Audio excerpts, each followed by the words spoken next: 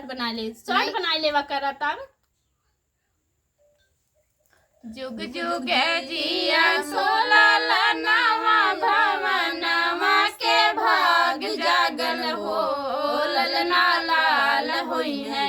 फूलवा के दीपक मनवा में आस जागल हो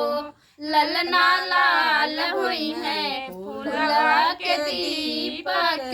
मनवा में आस जागल हो आजू के दिनवा सुहावन रतिया लुभावन हो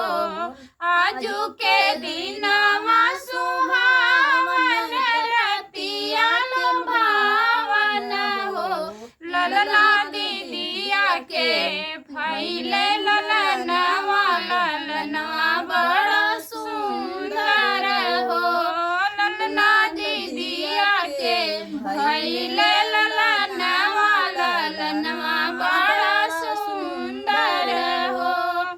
नकिया त हवे जैसे बाबूजी के अखिया त माई के हो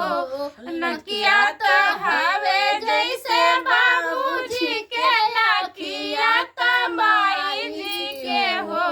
ललना मुहावा त चंद सुरुजवाई सगरो जोर भैले हो ललना मुखावा त चंदा सुरुजवा त सगरो जोर भैले हो सासु सुहागिन वाली भागिनी हो सासु सुहागिन वाली भागिन अन्न धन लुटावेली हो ललना दुआरा पे बाजेला बधाई आंगनवा